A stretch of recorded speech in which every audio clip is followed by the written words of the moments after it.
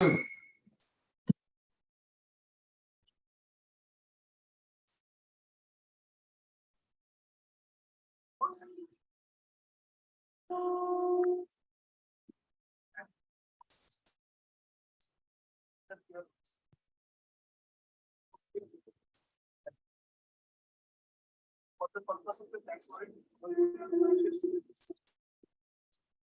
we are live on YouTube. We can begin. Rima Didi, begin. Yes. There are a few people in the waiting room, Khyati. I will admit them. Yeah. Good evening, everyone. I welcome everyone on behalf of the Malad Chamber of Tax Consultants and Foundation for Skill Development. Friends, how many of us want to have a career in Dubai or a branch office in Dubai? So today's lecture is especially for providing the insights on different opportunities for various tax and finance professionals in Dubai. We have CA Ronak Parekh as our speaker. He's a practicing chartered accountant in Dubai. And hence he's since there when the Dubai was tax haven and shifted to a taxable country. So definitely we'll get a more deep knowledge and more clear opportunities to us. We also have with us CA Khyati Vasani, President, the Malad Chamber of Tax Consultants, CA Alok Mehta, President of the Foundation for Skill Development and Lions Club Mumbai Walkeshwar, Mr. Sachin Gandhi, Director for Foundation of Skill Development, and Mr. Anil Pandya from Lions Club Mumbai Corporate. Today's session is supported by Lions Club Mumbai Walkeshwar and Lions Club Mumbai Corporate. As per 2023 edition of Henley's annual private wealth migration report, around 6,500 high net worth individuals from India are planning to relocate. So their main priority country is Dubai. So with this, I would request CA Khyati Vasani, the President MCTC, to provide her opening remarks. Good evening to one and all. On behalf of the Malad Chamber of Tax Consultants, I thank the Foundation for Skill Development, Rotary Club of Mumbai Walkeshwar, Rotary Club of Mumbai Corporate for agreeing to do this joint session with us and supporting us, especially CA Alok Mehta, Shri Sachin Gandhi, and all of them for agreeing to join us in this effort. This webinar is created with an initiative to help tax professionals to explore their options abroad. I and CA Ronak Parekh, we qualified in the same year, and we were both from Daisar. And when in 2018 we realized that he's planning to move to Dubai, we were all very surprised because he had a very good practice set up in Mumbai, and he took the leap of faith in 2018 to make the move to Dubai. And the VAT had just been introduced in Dubai, and he made a correct decision. He's doing incredibly well. We at Malad Chamber are extremely proud that one of our members is doing so well internationally. So this was, there's no one better than him to conduct this lecture today. This international lecture. Thank you, Ronak, for putting us on the map internationally. And today, as I was researching, I was surprised to find that there are about 3,000 CAs in 3,000 members of the ICAI Dubai chapter and about 8,000 CAs in Dubai. The ICAI Dubai branch has completed 40 years in Dubai. So I'm sure there's a lot of scope in Dubai. Internationally, Dubai is one of the capital to be, the financial capital to be. I'm sure all of us are going to take a lot of information and a lot of scope that we can explore in the future. Thank you. Thank you, all of you, for joining us today. Thank you, Khyati.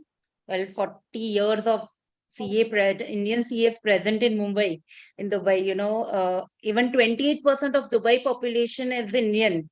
So we definitely have a lot of scope, which Ronak will tell us. Moving ahead, I request CA Alok Mehta, President of Foundation for Skill Development and Lions Club Mumbai Walkeshwar, to provide his opening remarks. Thank you, Rima. And first of all, on behalf of the Lions Club, I welcome to all of you. And of course, definitely, I welcome all of you. One of the unique webinar which we are going to organize, which we organized today. I think this is the out of the box thinking that nobody has thought that, we can have the webinar like that where the person from the Dubai can, interact with us and he can guide us. And it's a unique webinar. Why? Because I've been getting so much messages from the outstation and from the local and even from the Dubai. My friends are there. This is one of the wonderful things that you people are doing. So I first of all thank you to the Malad Chamber of Consultants, Khyati Vasani, a dynamic president, the Foundation for Skill Development. These two associations is collaborating, and immediately I think on the talk they have decided that this type of series we can go ahead. Not only Dubai, I can tell you, friends, we are going with every country which we are there in this year. And this is the learning process for all of us. As we know India very well, we should know the other country also very well. And this will give a proper idea for the next generation, or even professionals, even for students, how to proceed further. From the lines of Walkeshwar, I think I recognize the presence of our district cabinet members, Sundarbhai Bothra, Rashesh Gandhi, Mukesh Dhakar, Surendra Jain, Sachin Gandhi, and also from the Mumbai corporate line, Anil Pandya. We also would like to inform you that this webinar recording will be live on the Lions International platform, so that we have created that way that you can now, any Lion International globally, from any country, they can view this webinar anytime. So this is the motto, and thank you once again to Malad Chamber of Consultants, Khyati Vasani and Foundation for Skill Development for joining with us. Let's do this type of webinar more and more. And I can only say this is the out of the box thinking what we are doing. I don't think so in India, or if statistics say in my career, any of the organization has gone further to call the people from there. Thank you so much once again, and happy learning to all of you. And very nicely, thank to Ronak Parekh for accepting our invitation and doing this thing. Thank you, Ronak, so much. Go ahead. Thank you, Alok sir. Indeed, from Malad to Dubai. Now we request Mr. Sachin Gandhi, the Director of Foundation for Skill Development, to give his opening remarks. Thank you, Rima. Good evening to one and all. I think this is really, as told by Mr. Alok Mehta, this is going to be a unique webinar. But I'll just correct a small correction to Mr. Alok. This is not going to be a webinar. There is going to be a series of webinars for international taxation. So we already have on the cards too. I think the London is already piled up, where our own member and our past president son Harshit is going to be taking the lead. One member from Canada is also, we are in touch with it.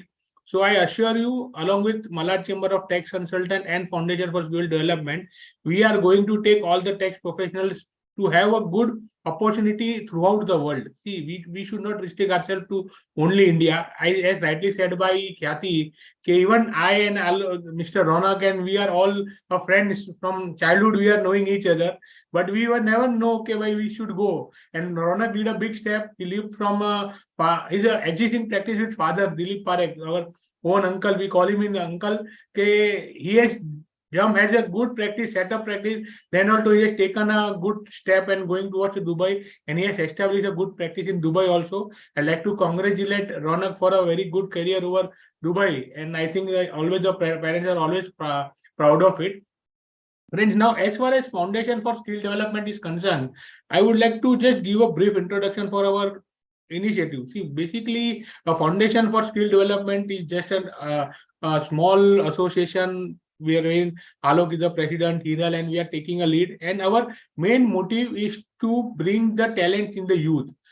Okay, the youth with the talent, to bring their talent outside the everybody, and just to give them a platform to reach to different heads. See, there are many youths who have very limited knowledge, or they are afraid of coming forward to express their views. So we are trying to bring the talent in the youth, so we can go further ahead. Then we have already tied up with HR College of Commerce. We have signed an MOU with HR College of Commerce, wherein we take a regular lecture series on the GST, on income tax, for the benefit of the students. We have also requested them. I think even few of the students are there from HR College who are wants to take a part and who wants to develop practice, because I think HR College is frankly known as a CA factory. Majority of the CA students are coming from HR College. So they are also very happy with this initiative. And Foundation for Skill Development and Malad Chamber are, first of all, I'll like to apologize. Thank Malad Chamber for Tax Consultant for joining hands with Foundation for Skill Development along with Lions Club of Corporate and all the Lions Club of Walkeshwar. See, we as a family definitely going to have a good webinar and lots of series for not only in India and abroad also. And thanks to Khyati and Alok, both my friends who have a good opportunity, who have a good vision to take a professionals to an higher height. So I wish both of them very good luck. And next, but not the least, a very good luck for my own friend Ronak Parekh for accepting our invitation and delivering this topic. And we are very much proud of Ronak, you as well. Thank you. Thank you. Over to you, Rima madam. Thank you, Sachin bhai. Now I would request Mr. Anil Pandya from Lions Club of Mumbai Corporate to provide his opening remarks. Thank you, Rima. On behalf of Lions Club Mumbai Corporate and the Lions News India, I heartily welcome everyone. And it is a great opportunity for all of us to come to such an innovative idea initiated by the Alok Bhai. And we are very much sure that this will reach out to not just the people, those who are in India, but Lions News India is a platform which can telecast this internationally. And this will be available live, even the post this session also. So this will definitely benefit. I mean, today also we're seeing more than 70 people joining online, and there are many more to be there offline also. So thank you, Khyati, for joining hand with us. And Ronak, I'm sure you will definitely enlighten everyone on the subject matter, and we'll make sure that your message reach out to the maximum people. Thank you, everyone. Thank you, Anil sir. Now I would request Mr. Dilip Nathani, Joint Secretary for on the Foundation for Skill Development, to give the introduction of our speaker, Ronak Parekh.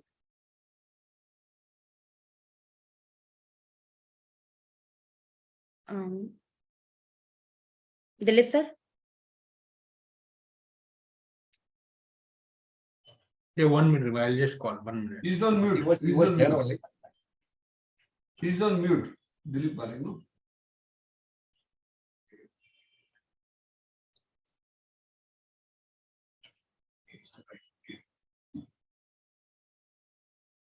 Okay, I think if Dilip Bhai is told, I'll only go for introduction of Ronak. It's a pleasure to be a part to introduce Ronak.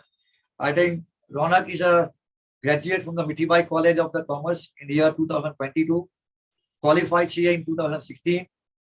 He started his CA practice in Mumbai under the name R.D. Parekh & Associate, established Dubai practice in 2018, practicing in the field of the company setup, taxation, accounting, and auditing. And one of the important part of the Ronak is there when the Dubai VAT was introduced. I think he has grabbed that opportunity immediately. People are waiting there. What will we do? Many people have gone further. एक बार Dubai जाके आते हैं, क्या होता है देखते हैं, visit करते हैं. But this person has grabbed the opportunity or immediately set up the things, and that is a very nice. They take the opportunity in a nice spirit. So thank you once again, Ronak. I request all of you, we welcome Ronak from the Dubai for this webinar. Thank you, Ronak, for that. And now the dice is yours. Go ahead. Alok bhai, sorry. No, it's okay. No problem. No, Dilip bhai. No problem. No problem. It's okay. Fine, fine. I know you're in. Yeah, network was just. No problem. No problem, Dilip bhai. No problem. Nothing to worry. Close the opportunity to introduce a very handsome and dynamic Ronak Parekh, but it is pleasure that you have did the job. Thank you very much. Now the mic is yours. Platform is yours. Over to you, Ronak bhai. Thank you, Alok sir. Thank you, Dilip sir. Looking forward for Ronak's speech and hoping that we have some few branches over Dubai in few years. Over to you, Ronak. We'll take question answers in the end. Please put your questions in the chat box if needed. Thank you. Okay. Good evening, everyone. First of all, I would like to thank the First Lady President of the Malad Chamber of Tax Consultants, Ms. Khyati Vasani, Mr. Alok Mehta, my friend Sachin Gandhi from the Lions Club, and the Mumbai Lions Club Walkeshwar. So first of all, I would like to congratulate Khyati for thinking such an out-of-box way, because now, as you can see, that we are reaching on the moon, and we are finding out an opportunity on the moon. So why can't we professional at least go to our neighboring country like Dubai? We found an opportunity in Dubai at least. So this is a very good thought given by Khyati to organize a seminar on this topic, so that everyone can be enlightened about the laws in UAE, what are the opportunities available in UAE for the professionals, for the CAs, and for every one of us. So I'll just start with my presentation.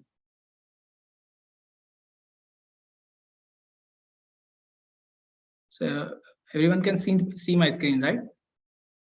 Yes, yes, Ronak.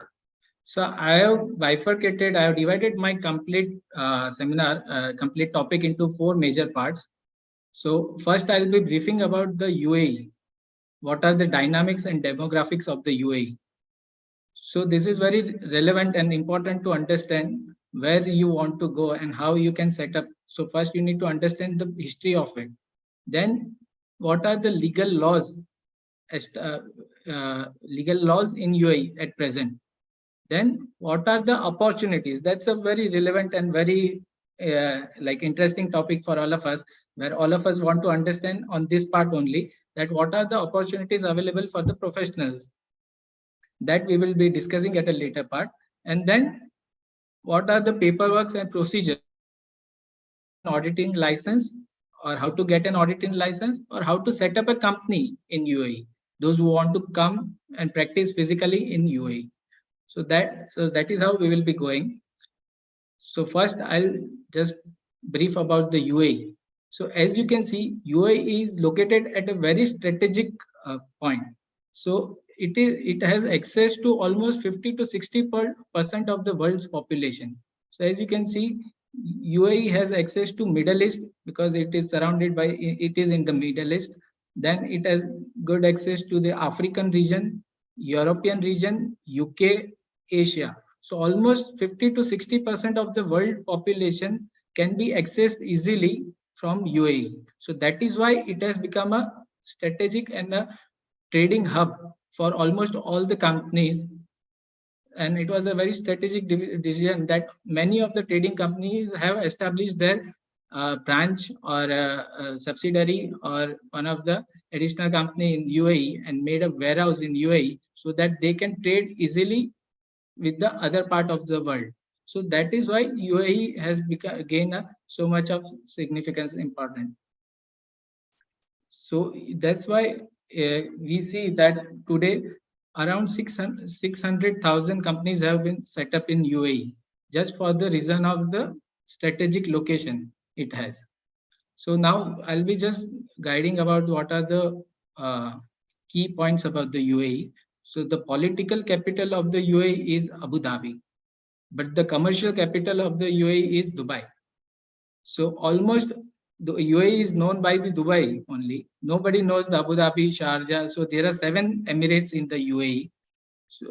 But nobody knows about the other Emirates because Dubai is so famous. The Sheikh, the leader of the Dubai, is so much visionary, and he has developed from scratch Dubai. It was such a height that everybody is knowing only Dubai at present, and UAE is known by Dubai itself. So people think outside UAE that Dubai is a country.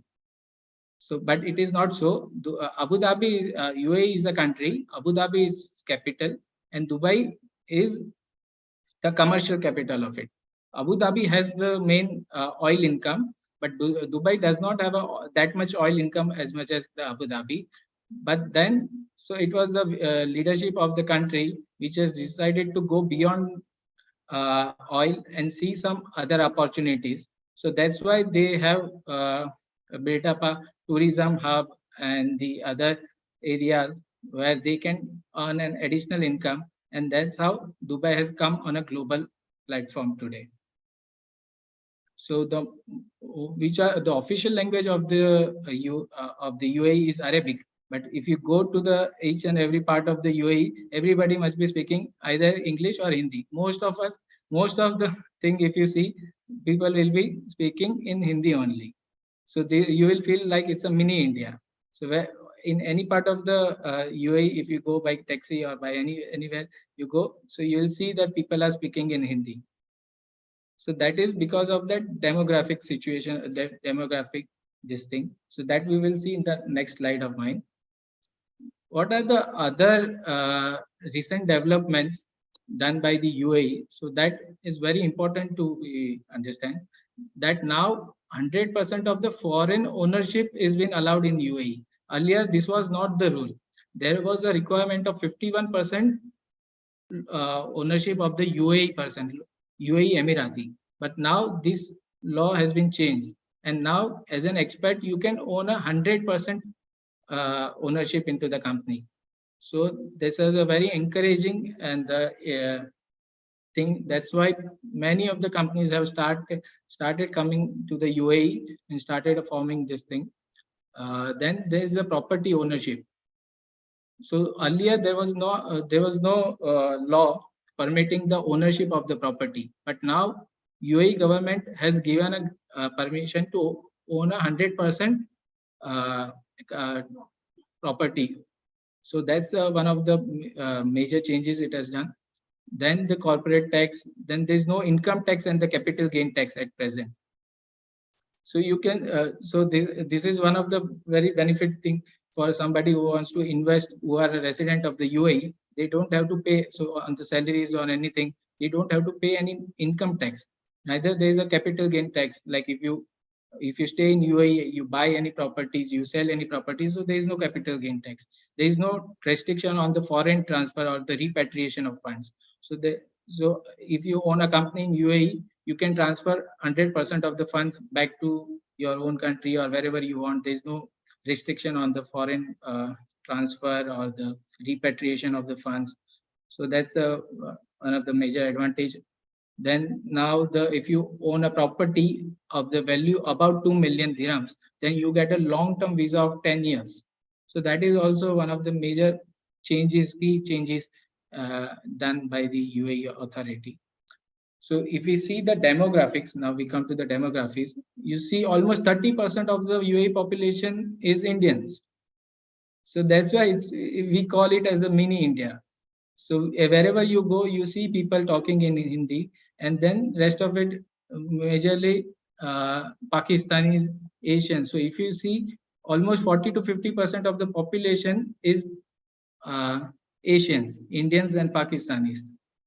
And then there's a Filipinos, Emiratis. So the local population, if you see, is just 11% of it, of the total population of the UAE. So this gives an additional advantage to all of us that who wants to migrate to UAE or Dubai. So you will not feel that you are away from Dubai, away from Mumbai or away from India. So you will feel like you are in the same India itself, because a lot of people will be speaking in Hindi and all this thing. And it is very easy to approach all of them. So even if you want to start, you want to come, you can meet these people, because a lot of businesses must be owned by the Indians only. Yeah, so they are very easy to approach. So if you see the total number of registered active business license in as per the July records, it is 6,65,246. So now on this figure, you can work out how much opportunity it will be for all of us. Because if you go by this number, and if you see the number of professionals at present available in UAE or Dubai, it will be around 6,000, 7,000 professionals.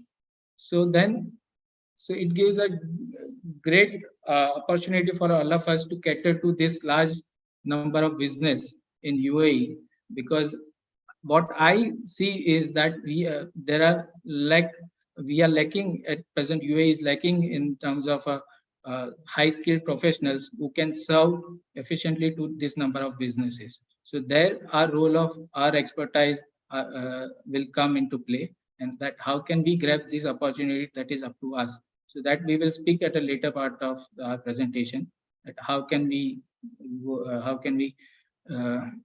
grab this opportunity. So now coming to the type of companies or type of entities, the options available in UAE. So these are the type of entities where in which form we can open a company. So first of all, it is a sole proprietorship company. then a general partnership company, then there's a limited liability companies. So these two type of companies is for a professional. So then there here, if you see in Dubai, there are two type of companies. One is a professional company and one is a commercial company. Professional is like those who are doing a professional activity, like accountants, auditors, any sort of a professional activity, doctors, they are covered under the professional license. And then there is a commercial. So who wants to trade, who wants to do the other part of non-professional things. So they have to obtain a commercial license. So for them, the limited liability company option is available. So these are the majorly known sort of a company setup available in the UAE. So sole proprietorship, general partnership, and the limited liability companies. And then public and private joint stock companies who wants to list their companies on the stock exchange of the Abu Dhabi Stock Exchange and the Dubai Stock Exchange. For them, this option is also available. And then there's a free zone establishment. So free zone establishment is similar to what we have in India, the SIPs and the SEZ. So that is meant specifically for the export purpose. So as we discussed earlier, that due to the strategic location of the UAE, many companies have established in UAE just to re-export, just to trade their goods. They don't want to sell it to the UAE, but they want to just store somewhere, repackage, or maybe do some change in it, and then re-export it to the other part of the world. So that's why they have set up a warehousing in the free zones. So free zones has a setup where they have given a this thing that you can there's no requirement to pay duty, there's no requirement to pay any taxes. So you can just bring the goods in the free zones, you can store there, and you can re-export to the other part of the world. So these are the benefits available to free zone establishment. So according to the requirement of each and everyone, we need to determine that which company is suitable for what type of businesses. So if you have your clients, if you are doing a professional, if you are a professional and you have a client who wants to go, he wants to set up a company in UAE. So you need to understand that what sort of activity he wants to do, what sort of a clients or the customers he wants to cater, whether he wants to target to the UAE customers or he wants to grab an opportunity outside UAE in the nearby region like Africa, Europe, Middle East. So then as per that basis, he can set up a company either in mainland or a free zones. So if the sole purpose is just to export all the goods and do not want it to come into the mainland of the UAE, so then free zone is the perfect establishment for them, perfect option for them. So then now we come to the major, the main topic of our presentation, our seminar today, that what are the legal laws at present in the UAE. So I have just covered which are the important laws applicable where we can practice and we can advise all our clients. So I have not covered other laws, but those specific laws only I have covered, and I will just I'll be just dealing brief about it. I'll not go into the technicalities of each and every. Technicalities we can discuss it at a later stage or separately. So the idea is just to make all the people aware about the laws present in UAE, so then they can guide their clients very effectively in terms of the compliances and everything. So first we will be discussing about the value-added tax. So this was the year when the paradigm shift in terms of taxation and everything happened in UAE. Till that time, it was a tax haven, and all the companies was not required to file anything, maintain anything, and they were all like nobody used to maintain anything, and there was no tax transparency. There was no books of accounts maintenance, and that way it was going on. And 2018 was the first year when they started everything, and because of the international pressure, they had to introduce, because no country can in the world work without any sort of a tax administration. So this was the very first thing, VAT. So it is introduced in 2018. It is modeled largely on the European Union VAT. Though it is similar to our VAT as well, the Indian VAT, but they have taken a major concepts from the European standards. Here, the rate of tax is 5% on all the goods and services. So there is no separate classification for different type of goods, different rate of tax is applicable. All the goods and services are classified under the one rate of tax. So there is a very less scope of litigation. Only they have classified certain items as exempted and zero rated. Apart from it, all the services and all the goods are covered under the major net of 5%. So there is a very less scope of litigation. So that's why the UAE is very business friendly. So they don't want any sort of a litigation in terms of this.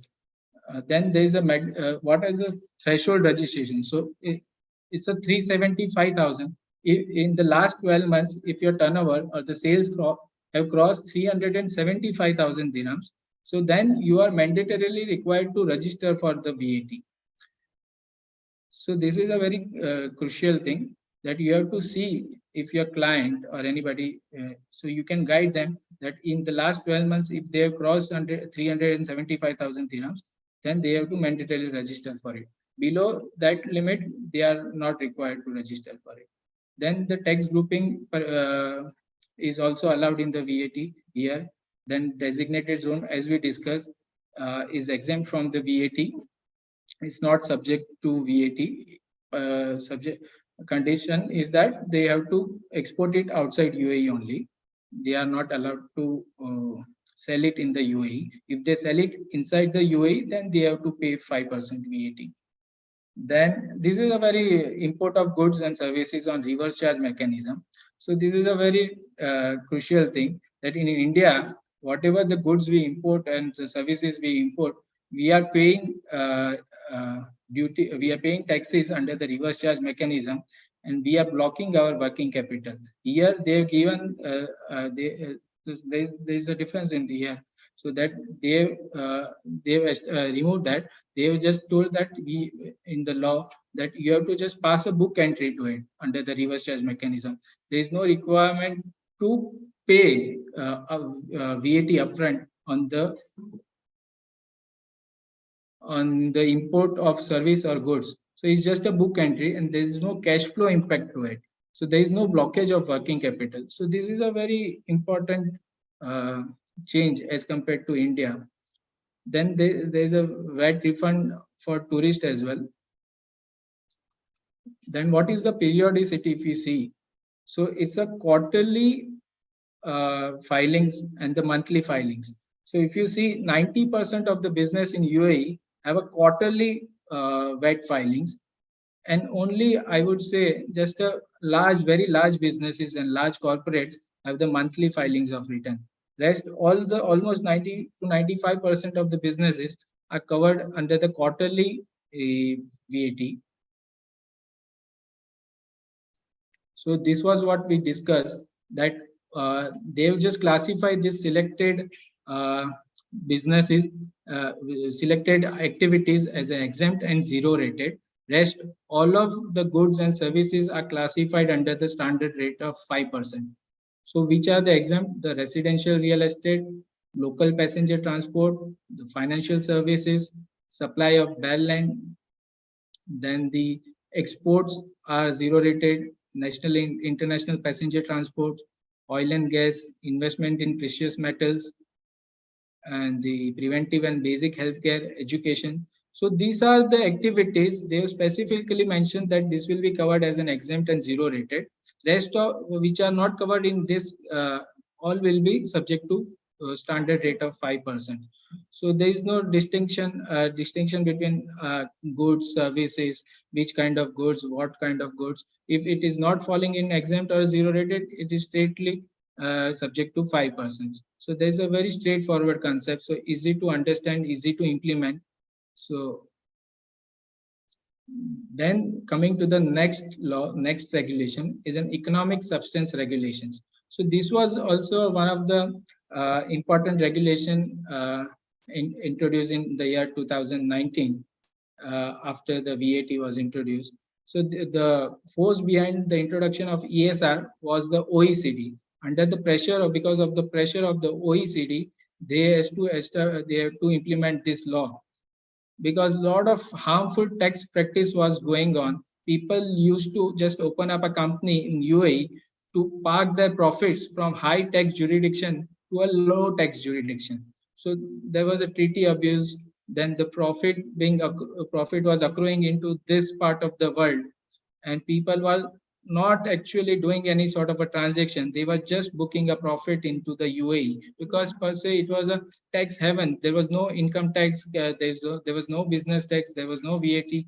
So all people just used to establish a company, just a virtual company, even nobody, no director, no employee, no office, nothing was there, and they used to just book a profit here, and they were just billing from Dubai. So that was the main reason they had to they had to implement this economic substance regulation, where they have identified some of the activities and some of the business where they have to now, under this regulation, justify to the authority that this business are directed and managed from UAE. So it is not just a shell company or a virtual company.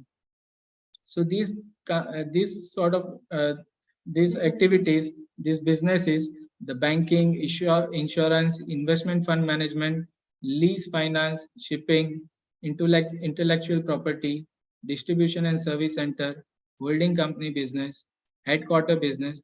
So these are the relevant activity where they have to justify to the ESR authority, the ministry, that these businesses are directed and managed from UAE. It means that there is a person who is physically present in UAE and managing this companies. So this is not a shell company. So all the major activities which is giving rise to the revenue in this company is been done from the UAE. So that what we call it as a CIGA, core income generating activity. So that test we have to undertake whether the revenue generating activities are happening from UAE or not. So that's a very critical aspect to it, that these companies, these businesses have to prove themselves to the authority. And then there is an adequacy test. Adequacy test is like that whatever the revenue you are generating in UAE, you have to substantiate that you have a adequate staff, adequate physical resources, adequate office or adequate infrastructure to undertake that business. If you are not able to prove the adequacy test, then you have to face a penalty of from 10,000 dirhams to 400,000 dirhams. So this is a very huge penalty just to curb the harmful practices, where the people used to just park their profit in UAE without doing any physical activity in UAE. So this notification and reporting we are required to file every year. So this is required to file within 6 months. The notification, whether it is applicable to us or we are falling in this part, in this category or not, we have to notify to the authority within 6 months from the year end, and the report is to be filed within 12 months of the financial year end. So this is a very crucial thing. Everybody who wants to understand, they have to understand this aspect very well. Then there is anti-money laundering compliance. So this is also one of the very crucial law which was implemented in the year 2021. So this has also created a fear among the businesses, those who are covered under this regulation. So there are these 4 to 5 type of businesses which are covered under the anti-money laundering compliances. This was introduced because of the pressure from the FATF. So this was the international body which had pressurized, which had put UAE into the grey list. And because of it, they had to bring this law, anti-money laundering compliances. And they have to classify these sections of businesses for the compliances of the anti-money laundering. So that right now this is a very good opportunity. Those who understand this law very properly, they can help their clients to comply with the law. So under this law, the responsibilities on these businesses to do the compliance check of all their customers. So now what is the role of it? What the process they have to follow that all these businesses, while doing a transaction with their customers, they have to take a KYC of it, and they have to do the compliance screening of their customers. Whether what does it mean by compliance screening? So compliance screening means whether the customer is covered under the sanction list or not. So he's been sanctioned by the UN, by the UAE, or he's covered from in any of the sanction list like terrorism, drug trafficking. So in that, responsibilities on the onus is on the businesses, on the management to screen them, screen all the customers and report it to the authority. So that's why there is a huge fear among the businesses now in UAE, especially if you see the jewelers, the gold and diamond jewelers. These they have the large number of businesses in UAE. If anybody would have come to UAE, they must have gone to the gold souk area. So where there are around 500 to 1,000 gold shops, and they all are very unorganized. So they come from the very traditional background where they don't have a proper system, they don't have a proper bookkeeping. So for them to do all this compliance is very, very difficult. So there the role of professional comes, who can help them in maintaining all of these things.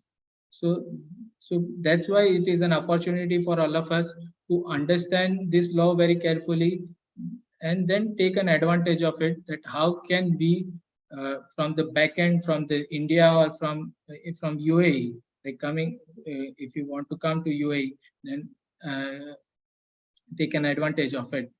So this is a very crucial thing where we have, so you have to understand the anti-money laundering compliance fully, understand the law, and then help your clients into that field. Now, coming to the main part, the main thing is the corporate tax, where all of us are very much keen on understanding the corporate tax law, because this will be the game changer for all of us, where this will bring a lot of opportunities for all the professionals if we understand it carefully. So then we can take an advantage of it, and we can grab an opportunity, and we can guide our clients maybe in India or maybe here in UAE. Because if you see nowadays, I'm getting an inquiry from India that they want to come to Dubai, they want to set up a company, like in the business, not the professionals I'm talking about, the businesses, because of the strategic location which the Dubai has. They want to cater to the other part of the world, like Saudi. They want to cater to the Europe. They want to cater to the Africa. So that's why they want to come and set up a company here in UAE. So that all. So before coming to UAE, they have to understand all these laws very carefully. That what are the pros and cons of setting up a company in UAE. So there, you all, like we all, can help our clients in explaining them all the whatever the compliance is and implications of it. So this, because if you understand it carefully, because out of your clients, only some of them or most of them would like to set up a company in UAE. So you can help them in understanding their laws, the compliances. You can take care of it remotely, backendly, from the backend from your offices, and you can offer that solutions. But for that, you need to understand this law carefully. And so I'll just brief about what is the corporate tax law. So this has been introduced in the year 2023. The effective date of it is 1st of June 2023. So what they have specifically told that this is effective for the financial year on and after 1st of June 2023. This means as and when your financial year starts after the June, 1st June 2023, this will get effective. So if you select your financial year, so here there is a liberty that you can select any 12 months as your financial year. So there is no strict criteria that you have to select particular year, calendar year as the financial year. So you can select any 12 months as your financial year. So if you select June to May, so then the corporate tax will be applicable for the period June to May, and the tax liability, the first tax liability and the return filing due date would be 9 months from the end of the financial year. So your financial year would get over on May 24. So 31st of May 24. So from there, 9 months you will have to see. Within 9 months, you have to do the compliances. So that will be the, if you select the January to December, the calendar year as your financial year, then it will be effective from 1st of January 2024. And January to December will be your first tax period. And after 9 months from the date of completion, so let's say 31st of December is a closure of your this last date of financial year. So from that 9 months you have to see as a deadline. So before which you will have to do the compliances, all the compliances. So I see a lot of opportunities in this particular time frame, because most of the companies in UAE are following the calendar year as the financial year. So January to December. So right now, out of 600,000 businesses which we saw, so almost 60 to 70% of the businesses will be following the January to December as of their financial year. So so for all of them, the first tax filings will be in the year 2025. Once the year 2024 will be over. So at that time, all of them will require the finalization of accounts, bookkeeping, tax filings, tax computation, all that services. Now, what we see at present is out of the total businesses, only 60% of the businesses are, let's say, they have a proper infrastructure or these things in place to to follow these compliances. Rest of it don't have that sufficient infrastructure, manpower, resources, the efficiency and all that thing. So there the role of professional will come into play, where how they will take this opportunity. So at that time it will be very crucial that we help them, all of them to meet this compliance criteria. So now I'll come to the definition. So just a brief about it. So as you know, this is a corporate tax, but it's not just on corporates. It is on the businesses. If you see the definition, all the business are covered under the corporate tax regime. So even if you are not a corporate, but you are an individual doing any economic activity, running a business, so still you are covered under this corporate tax regime. So here what the definition says, that any economic activity conducted by a person, conducted with a profit motive, so it will be considered as a business. So it does not mean that you need to have a trade license in UAE to be covered under the corporate tax. But if you are sole owner, like you don't have a trade license, but still you are doing a business on your individual capacity, you will be covered under the corporate tax.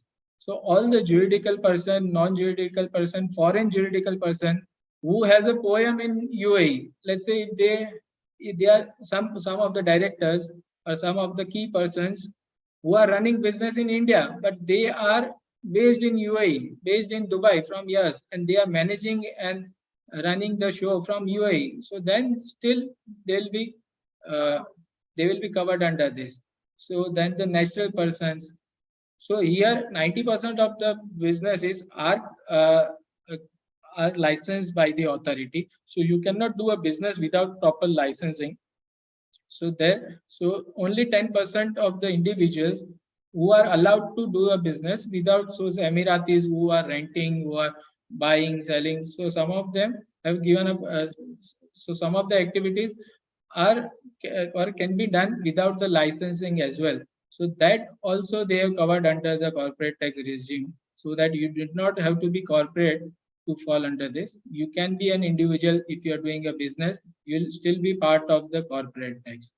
So even the non-resident also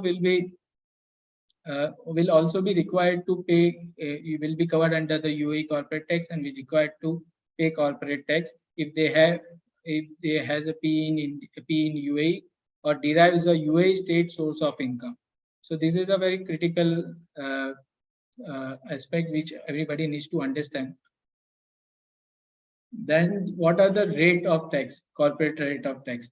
So up to 375,000 dirhams of profit, there is no tax. So this is a very big relief given by the authority, that yearly profit in 12 months, if it is up to 375,000 dirhams, then there's 0% tax. Over and above 375,000, then on the differential amount only you have to pay 9% tax. So it's a big relief. So majority of the business will get a relief. Only the big corporates will not have much of the advantage. But rest, all the SMEs, if you see, SMEs will get this advantage of 375,000. Also, there is a provision that if you have paid a tax in any of the foreign countries, you can get a foreign tax, so that a credit of the foreign tax paid. So that is also one of the favorable disadvantage to the businesses. Then the free zones. So free zones have signed a treaty with the government, where the government has given a 50 years this tax benefits to the free zones companies, where they'll not be taxed for 50 years in UAE. But now under the corporate tax provisions, they have given a very strict criteria, and they have given a conditions that if you are fulfilling these conditions and if you are following this criteria, then only you will not be subject to tax. Rest, even if you are in free zones, but you are doing a transaction in mainland, you are doing a transaction, if you are not fulfilling the conditions of that free zones criteria, then you will be subject to 9% tax. So you have to see, you have to understand, you have to read carefully what are the conditions, and then see the applicability of it, and then determine the tax status, whether that free zones or that free zone person, the business which is in free zone, will get an exemption or not. So that you have to analyze very critically each and every transaction of it. Even as 2-3 transactions, if you have done it with the mainland, even if you are in free zones, but you have done a transaction with the mainland companies, and you have got an income from mainland, so still you'll not get an advantage of it. But you have to see those conditions, whether you are fulfilling those conditions or not. So that is very critical to understand. Then this is one of the very important and good advantage given by the authority, that up to first 3 tax periods, there will not be any tax liability on the company whose revenue is below 3 million dirhams. So if any of the businesses total revenue, total turnover in the financial year is below 3 million, then whatsoever profit may be, they are not supposed to pay corporate tax. So for first 3 years, this exemption is given to the small business. So they are classified as a small business. So if your turnover is below 3 million, so you don't have to worry about what the profit is. So till 2026, if you follow the January to December as a financial year, so 2023, 2024, 25, 26, first 3 years will not have any tax implications if your total revenue is below 3 million. So that you have to understand, and you can, you can guide your clients accordingly. So now coming to the main aspect where you all are interested and people are very keen on understanding that what are the opportunities for the professionals, for the CAs and all the accountants, auditors, that how can we get an advantage of this? What will be our role? Where we can help our clients, or how can we take this thing? So these are the traditional practices, traditional areas where usually CAs in UAE are catering to their clients. So the one of the first aspect is the company setup services. So, this is a very traditional area where you can help your clients in setting up a company in UAE. So now all the free zones and mainland are they have started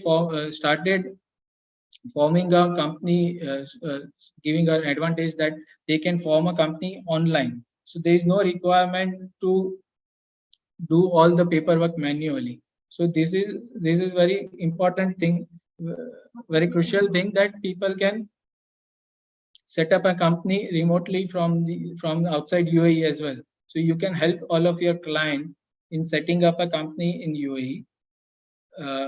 Then there is a VAT. So this VAT is also, once you set up a company for your clients, then VAT, if their turnover crosses 375,000, so then you can start registering for them. The process is, everything is online. So then again, that avenue opens up, that door of opportunity opens up for you, that you start doing compliance for the quarterly filings and the written filings, everything. Then there is a AML. So AML, we saw that there is a huge potential if you understand the AML law very carefully, and then you can help your clients to make a AML policy procedures which can help them to comply with the AML laws. Then there is a corporate tax which we just saw. So this will be a very crucial thing, where under the corporate tax law there are a lot of opportunities in terms of, if we see, the registration requirement has already been started. Then there is a return filing, tax calculation, tax planning, tax advisory, and transfer pricing. So these all are the opportunities where we can help all our clients. So either remotely from the back end, if you have already clients in UAE who wants to comply with all these laws, these compliances, so that you can do remotely. Either if you want to come to Dubai, establish a company, then also you need to understand these all laws and everything, and then you can help them in doing all these compliances. So first, in company setup, you have to see whether they want to set up a company in mainland, free zones, offshore. Accordingly, you can guide them, you can help them doing a process, how to set up a company in mainland, how to set up a company in free zones, what are the pros and cons in VAT, what are the implications, like what are the registration requirement, return filing requirement, how to file a refund of it. Then for the AML, all the policies, procedures, you can help them to prepare a manual of AML, then do the compliances, AML training. This is also one of the crucial thing, is AML training, that if you understand this AML thing properly, there is a huge requirement that because we saw that these 4 or 5 businesses are covered under the AML, where they are lacking sufficient infrastructure, where their the staff are not trained properly to implement this law into their businesses, and that's why they are not able to comply with the laws properly. So there somebody, if provide training to the staff, to the management, even if remotely or physically, then it will be very helpful for the businesses to meet these compliance requirement and do the obligations of the law. Then coming to the bookkeeping and accounting part. So this is also one of the major area where we can take an opportunity of it, because there are two aspects of it. How, see, because as we saw that all the business in UAE, whether they are licensed or not licensed, they have to do the compliances of corporate tax. And for filing of corporate tax, they need to have a proper accounting and bookkeeping setup. Now, what sort of accounting and bookkeeping is not just a regular accounting and bookkeeping. There are standards like IFRS. So you cannot just straight away do the accounting as per your own method. You have to follow the IFRS, and IFRS is up to 50 million turnover. You have to follow SME IFRS, and over an 50 million turnover, you have to follow the complete IFRS. So that IFRS compliant accounting you have to do. So that is very crucial and very difficult, that people have not acknowledged this thing at present in UAE, that their resources are not competent enough to meet this requirement and to comply with this, because those staff or those resources at present available to the businesses, they don't know about the IFRS. So here the role of a professional will come into play, where they can help businesses to meet this obligation of IFRS compliant accounting, and so they can provide either training, or they can do a remote training, or they can provide a backend bookkeeping sort of an accounting sort of a functions, where where your team is very well aware about the IFRS thing. So then you can help all the professionals, all the businesses, that you understand IFRS very importantly, and you can guide them accordingly. Then there is a virtual, so see there's a difference between the traditional practice and the modern practice. If you come in UAE, you can get you can do, if you are present in UAE, you get an advantage that you can serve to the clients in terms of a traditional area of practice. You can help them in compliance in that. But if you want to help your clients remotely from the back end, then you need to have some sort of a specialization, where, because the traditional practice, you'll not get that much scope in terms of a traditional practice, because that will be catered by the existing professionals which are present in UAE. So if you are having some expertise knowledge, and that too at a lesser cost, then you can be an advantage to the clients in UAE, because this virtual CFO, MIS, then data analytics, value-added service, these are the latest changes and latest these things, that if you possess this kind of skill set, then people will come to you. Then you can provide this sort of a services remotely, where they don't have to hire these resources into their office at a higher cost, where this can be available remotely at a lower cost. So that you need to understand this, all possess this sort of a skill set, and so that you can serve to the clients and the businesses. Now coming to the statute, the audit part is also one of the, if you set up a physical company in UAE, then you can do the statutory audit for mainland and free zones companies. So this is also one of the big advantage and big opportunities, those who wants to set up a company in UAE.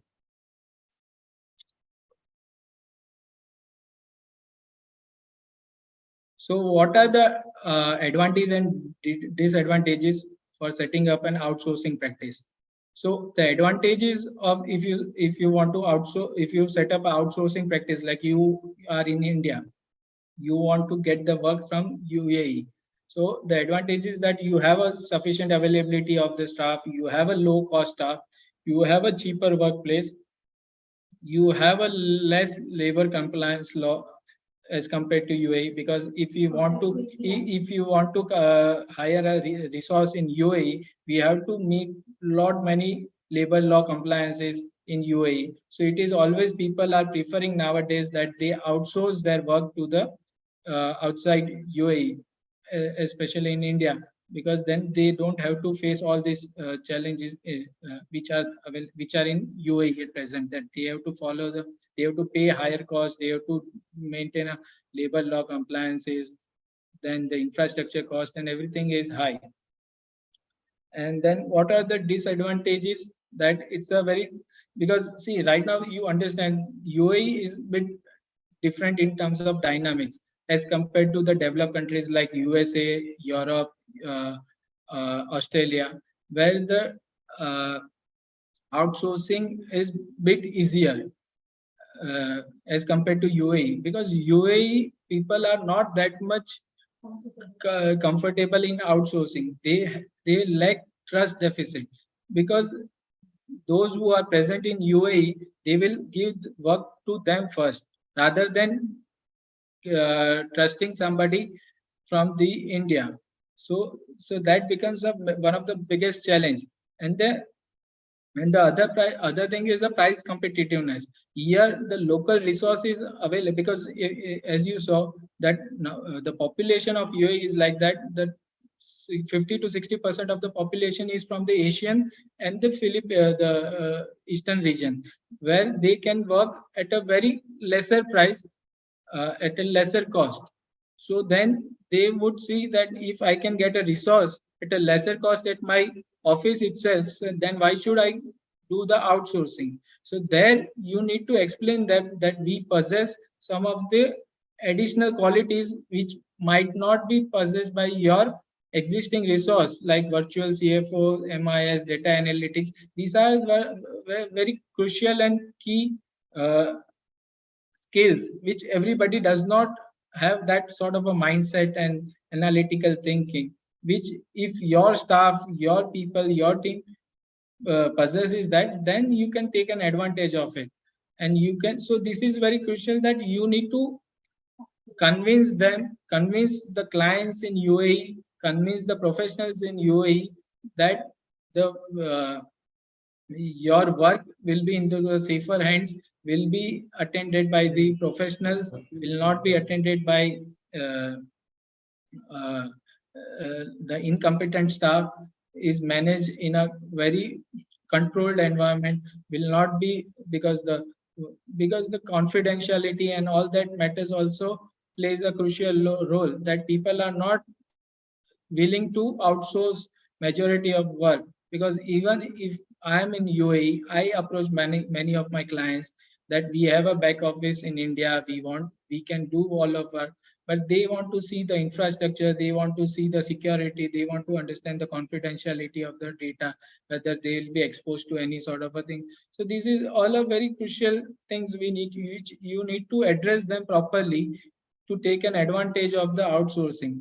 Though there is a possibility, there is a good amount of possibility that both the option is viable, both the option is feasible, that you can either come to UAE, you can set up a practice, you can get the work, or you can establish a outsourcing practice. But in outsourcing practice, what the challenges I would see is that you have to convince your, either see in outsourcing practice, how will you get a client?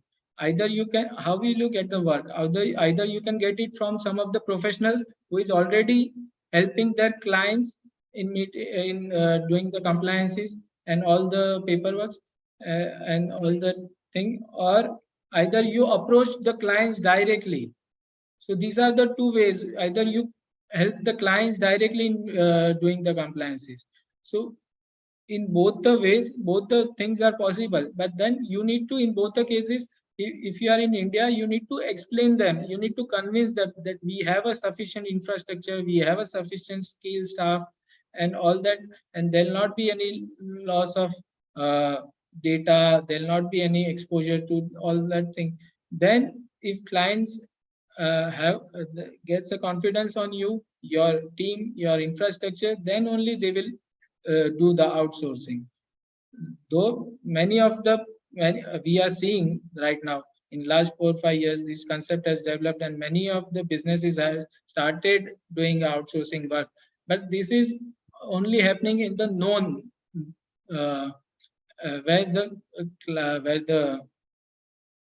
person doing the outsourcing and the business or the professional are known to each other. So if I know Alok Bhai, if I know Sachin Bhai, Khyati, then I can outsource to, I'm willing to outsource to them. I can convince as a professional, I can convince that these people are trustworthy. Then you can share your confidential information. There'll be signing of documents, there'll be signing of all that, and there'll not be any problem to your so that there'll not be any issue in that. So that convincing thing is required in terms of an outsourcing practice. So that those who wants to set up an outsourcing practice have to understand it very carefully. So what are the steps they can do to convince this? So they have to whatever the laws we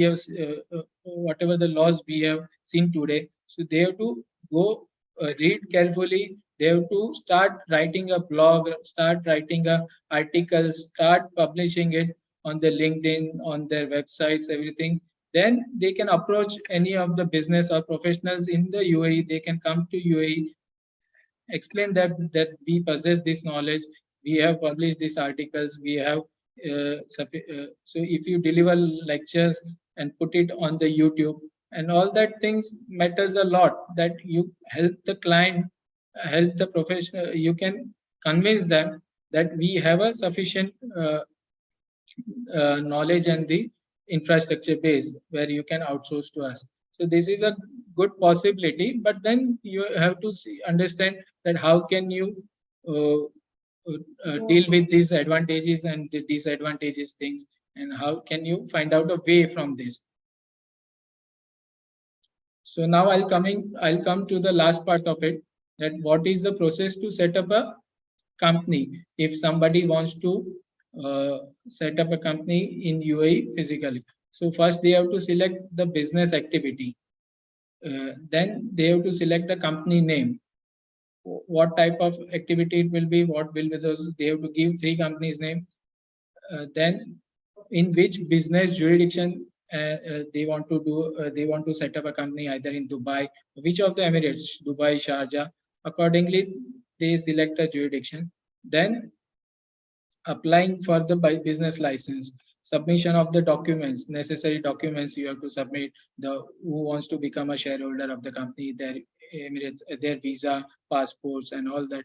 Then apply for the visa, and then so you get a license, and then you can open a bank account. So this is the steps, the procedures for opening up, setting up a company. So this you can help your clients in the setup as well. Those who wants to set you yourself, if you want to set up a company. So this is the process. If any of your clients also would like to set up a company in UAE, as we told that they want to grab an opportunity in the nearby area, they want to expand their businesses. So this is the process where they can do the company setup in UAE, and then thereafter you can follow all the compliances. So the first step is that you, out of your own client circle, you find out the customers, you help them in providing a company setup services. So then it becomes your client base automatically, and then you can take all the compliances of this, like VAT, corporate tax, accounting, this, that. So then it starts your all the work for the this thing starts. Then coming to how to obtain an audit license in UAE. So this is a very important thing that many Khyati told me that many of you want to understand how they can, if they want to come to UAE, how they can, like in India, how we get a CA certificate and start doing the auditing practice. So what is the process like to obtain an audit license in UAE, and how they can start an auditing firm in UAE. So here it is a very simple and straightforward process, not that complicated. Now they've done it a very straightforward thing. That you should, what is the qualification required? At least a bachelor degree. So any bachelor can apply for this. So even CS can apply, BCom can apply, anybody. So if he's so that is a qualification, minimum qualification requirement to start the auditing license. Then he should have a valid identity card of the UAE. So Emirates ID, which we call it as an identity card of UAE. So this is very important. So that is also that is required. So you should have a bachelor degree, you should have an Emirates ID, then good conduct and behavior certificate. So this has to be obtained from a Dubai police. So if you there is a process to it. On the website, you can go and you can submit the documents and you can get a good conduct and behavior certificate. Then 15 hours study accreditation is required. So that how can you get a 15 hours study accreditation? So any the transcripts of the bachelor's degree mark sheet of every year, CP credit hours. So this all documents you need to submit it to the EAA authority. So they will verify all these documents and then they will ask you to give exam. There will be a requirement of an exam which you need to pass to get a fellowship certificate. So once you submit all these documents, they will ask you to give an exam to get a fellowship certificate. Until unless you don't pass an exam, you don't get a fellowship certificate. So that is very important. And then there is a requirement of a practical experience. So practical experience in auditing for a period of no less than 5 years since obtaining the academic qualification. So 5 years academic qualification is required, at least in UAE. If you are in UAE, you have done a graduation in UAE, so you need a 5 years post qualification academic this. After academic qualification, you need a 5 years of working experience. Then only you can apply for this. So what if you are in India and you want to apply? So then in India, if you have experience of 10 years, then 1 year of UAE experience can also be counted. So that is also an available. So if you have 1 year of UAE experience and 10 years of India experience, so then can also be considered in this thing. Then 2 years if the person's experience outside UAE is 5 to 10 years. So if your India experience is not more than 10 years or 10 years, if it is between 5 to 10 years, so then you need to first get an experience in UAE for 2 years. Then only you can apply for an auditor license. And 3 years if your experience outside UAE is from 2 to 5 years. So if your experience in is between 2 to 5 years, so then there is 3 years requirement only. 3 years requirement in UAE. So then that's a minimum requirement. If you get the work experience of 3 years in UAE, then you can apply after 3 years for the fellowship. So this is the process of applying to the fellowship. That first you become a member of EAA, submit the required document as we said, that what are the requirement documents, the degree certificates, the good conduct certificate, Emirates ID, and the bachelor's degree. Once you submit the required documents, they'll ask you to give an exams. So then you need, so there are 3 exams. One is for the auditing, one is for the taxation, and one is for the accounting. So these are the 3 exams you need to pass. So once you pass these exams and submit a result, you will be granted with a fellowship certificate.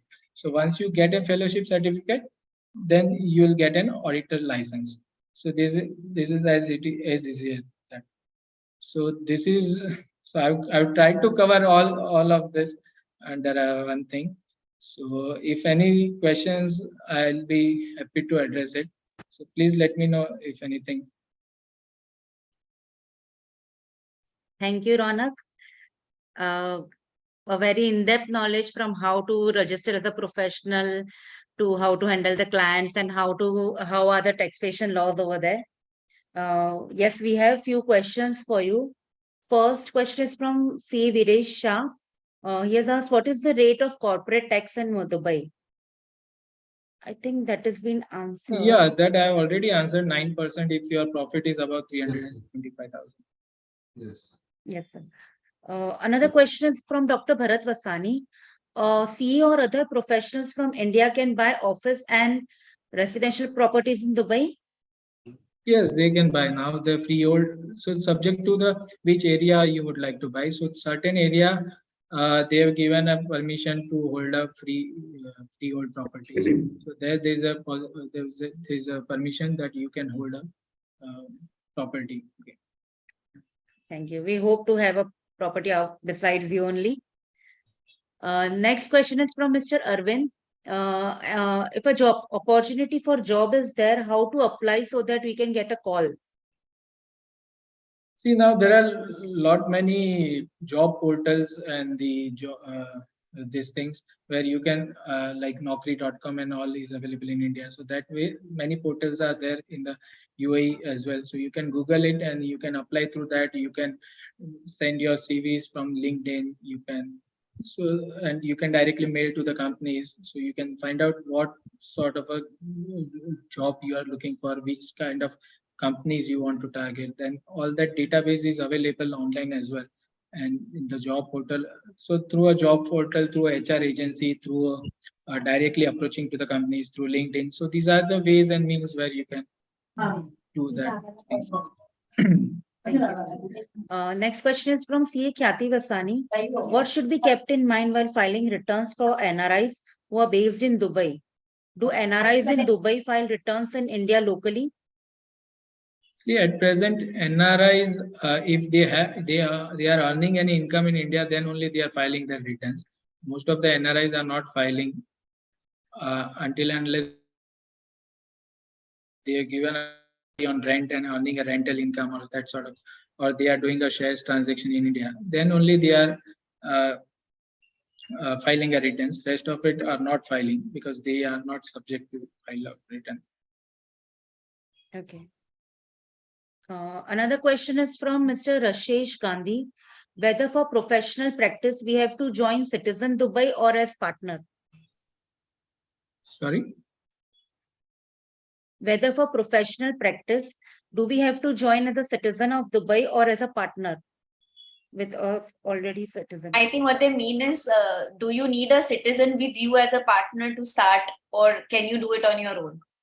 So we can do it on our own. So it's just that we need a Emirates ID, as I said.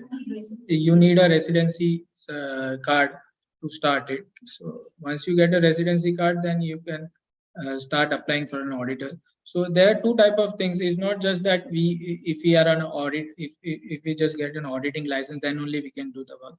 See, for me, I open a accounting and bookkeeping company. So I don't have an auditor license at present. I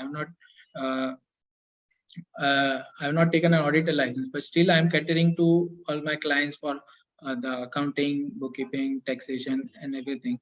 It's just that auditing, I get it done from some of the companies which are approved auditors. So that is how you can open if you don't want to go with the auditing company option, you can start an accounting practice as well. So those who wants to explore the accounting opportunities, and so they can start a company either in mainland free zones. So that is also one of the options. So because yesterday you were asking that many of people from India, they want to explore this opportunity. How can they get a benefit sitting in India in terms of doing a accounting bookkeeping thing? So then see, first of all, the difficult task is how to get the client, how to solicit the client. So that is a very difficult thing if you don't have a client. So sitting in India, you cannot direct until unless you don't have a networking, you don't have a connection, you don't get a client that easily. So either you have to set up some sort of a company, then do all sort of a online marketing. Nowadays it is it is helping a lot of people, a lot of businesses to generate a leads. So that is also very important, that if you just register a company in free zones and then do the online marketing and the networking and seminars, articles, then definitely you will, because a lot of people day in, day out here in UAE are approaching professionals. They are doing from either Google or from contacting from the websites or from through some referrals. They are approaching the professionals. So there is a good scope available at present. So if those who wants to explore that can either set up a bookkeeping or a consultancy sort of a company in free zones, develop a website, do the marketing, and get the client sourcing. So that is a very easy option at present. Right. Thank you. The next question is also from Rashesh Gandhi. What are the hinges of traditional culture to professionals? In terms of traditional cultures, means the terms of a religion, they are asking. Religion. Yeah, religion. So it's a very open and so there's no as such. If you see, I've been living here from last 6 to 7 years. I have never feel that I'm away from home. So all the festivals, all the everything I'm celebrating here in a much nicer way as compared to India.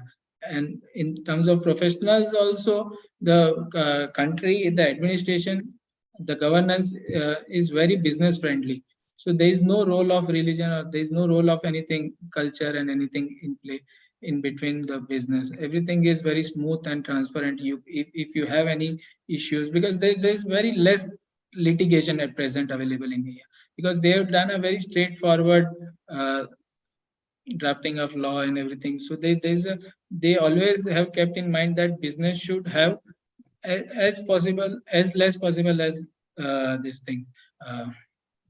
And the litigation and that, and it should be a more business friendly. Business should have less compliance requirement, less cost in terms of things. So it's always encouraging for the business, and that way they have done a very transparent mode of administration, that if you face any issues in terms of refunds, in terms of any of the queries, you can directly approach them through their mail, through call center or their representative office, and you get an answer quickly, immediately.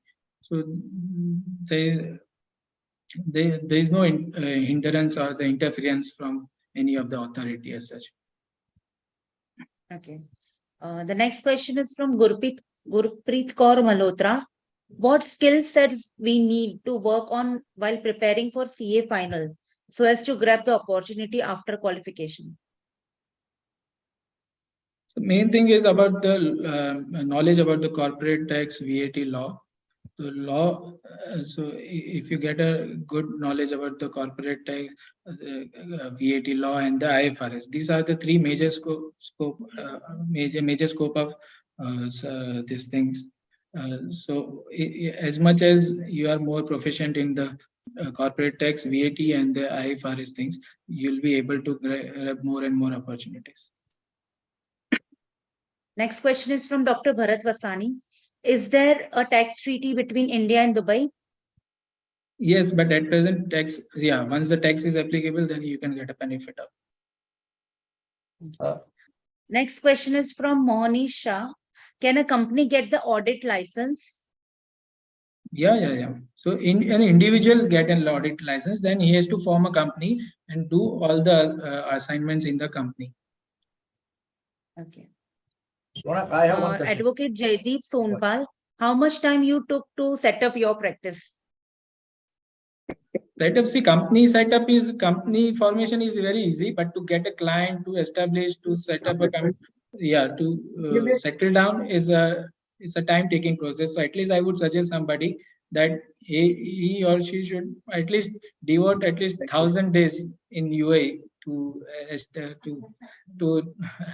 establish at some level, to get a proper client base, to settle. So because until and unless there is no free fall of money, there is no easy money. You have to stay, you have to establish yourselves, you have to create a visibility, your awareness, everything, and then you can get the work. So it at least takes 1,000 days. I would suggest anybody, if you want to come Yes. and settle down in UAE, so you have to make that all calculation, that make arrangement for 1,000 days, at least 3 years. So and do all that feasibility study, that what would be everything until you are at that level. Because after, see, once you create an awareness, you create your visibility, you are known in the market, then automatically work will come. And now the issue is that till now there was no financial discipline, there was no compliance culture here in UAE. So all people have taken up a work. So it's not like that people are the businesses don't have professionals. The work is done by some or the other consultants, but they are not that equipped, which the law requires. So the work automatically work will shift from them to somebody else. So if we are there at that moment and we are qualified enough, so we will definitely get that work to us. So that advantage is always available. Then also that's why even if you want to grab that opportunity from India, so you make yourself visible in UAE market. You come to UAE, you explain your expertise, your skill set, your knowledge to everybody, whosoever you know in UAE professional. You can, because as you saw, lot many business owners, professionals, all are Indians only. So they are very easy to approach. So you can come down to UAE, you can meet them, you can approach them, you can set up a meeting, you can explain your company's profile, you can your team's profile, how big it is, how competent it is. So then automatically once it is known to the people, they will definitely give preference to you. In furtherance to this only, you explained that calling for the client with this Tech 7 company is quite difficult. Once that is done, how do you justify your fees to them? Because they won't, at this stage, they won't understand what professional services you are providing and how much in long term that will help them, unless they start receiving notices or some scrutiny assessment or anything. So how do you justify your tax planning professional fees to them? So that is, so this is all very subjective matter. So how you convince your clients, how you can add a value add to your clients, that you go through their balance sheet, trial balance, you help them, you make them understand that this is what you have been doing, what we can do, how we can structure it out, how we can help you to plan out. So once you can convince, you can add some values to your client, this thing, definitely they agree. Because here the paying the payment will not be that much issue until if you are able to add some values to them, and if they are getting a benefit from your services, then payment will not be an issue. Even after some point of time, the location also would not be an issue. So if today, after establishing, after 6-7 years, if I move to India and I serve them from India, still that will not be make any issue to them, because they've gotten confidence, so this is what you have to devote some time, some effort, some everything. So then only you can get some fruits out of it. Yes, we have one more question from our president, CA Khyati Vasani. Is there any articleship available in your firm? So I am not an auditor at present, so I have not got an auditor license, so then that opportunity is not available. So We further, hope to see that soon. yeah, Ronak, sorry. Further to that if the article is over there, say for example, if anybody wants to do the articleship in Dubai, whether they will count as an article like in India, which we are counting 3 years and all. Yeah. Usually it is considered if that member under whom they are doing it is registered with the institute, and they are considering it. So say for example, if I want to go for articleship, and I want to give the exam here only, but I want to do articleship in Dubai, and say for example, under the member, whether the institute will permit that? Usually I have heard that the institute is considering the person under whom you are doing the internship is also registered in the. Of course.